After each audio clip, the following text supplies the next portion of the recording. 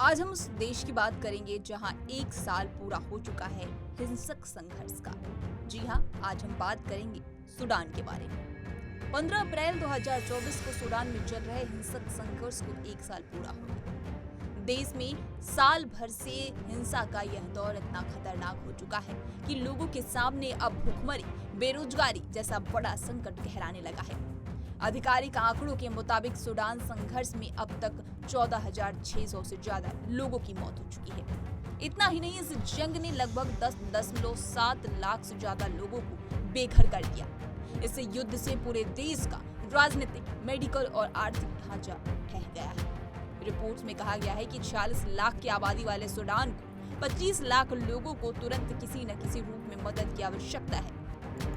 फरवरी में इस देश में कॉलरा यानी हैजा के मरीजों की संख्या 10,700 तक पहुंच गई थी, जिस कारण देश के लगभग 80% अस्पताल बंद हो गए। अब बात करेंगे, लाखों बच्चे भूखमरी का शिकार हो रहे हैं। जी हाँ, यूएन की रिपोर्ट के मुताबिक युद्ध के कारण सूडान में वर्तमान में लगभग 18 मिलियन लोग भूखमरी से गुजर रहे हैं, जिनमें 5 मिलियन लोग इमरजेंसी लेवल पर हैं। रिपोर्ट के मुताबिक 5 साल से कम उम्र के 3.5 मिलियन बच्चे यानी कि हर 7वां बच्चा गंभीर रूप से कुपोषण का शिकार हो गया है और यहाँ तक कि मृत्यु दर बेहद ही भयानक है। अब बात करेंगे शिक्षा की, जहां हाल ही में यूनिसेफ की आई एक रिपोर्ट के अनुसार सूडान में चल रहे गृह युद्ध के असर अब शिक्षा को भी प्रभावित कर रहा है। बच्चे स्कूल नहीं जा पा रहे हैं, जिस कारण उनकी पढ़ाई रुक गई है। इस रिपोर्ट के अनुसार यहाँ के लगभग 19 मिलियन स्कूली उम्र के बच्चों में से 90% से ज्यादा बच्चों के पास औपचारिक रूप से शिक्षा की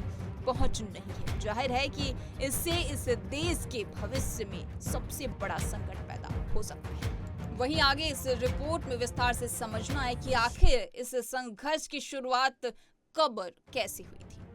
15 अप्रैल 2023 को सूडान सशस्त्र बल प्रमुख यानी SAF अब्दुल फताह अल बुरहान और उनके पूर्व डिप्टी मोहम्मद हमदान डागलो अर्धसैनिक रैपिड सपोर्ट फोर्स यानी RFS के कमांडर के बीच सत्ता को लेकर जंग छिड़ गई थी, जिसका हर्जाना पूरे देश को चुकाना पड़ रहा है। सूडान में SAF और RFS के बीच सत्ता और ताकत की लड़ाई नई नहीं है। सूडान को साल 1956 में आजादी मिली थी। उसके बाद से अब तक 35 बार इस देश में तख्ता पलट या फिर तख्ता पलट करने की कोशिश की जा चुकी है। ये किसी भी अन्य अफ्रीकी देश से अधिक है।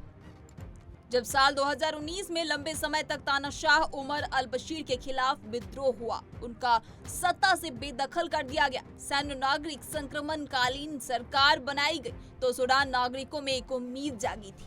उन्हें उम्मीद थी कि अब देश में लोकतांत्रिक शासन में परिवर्तन हो जाएगा।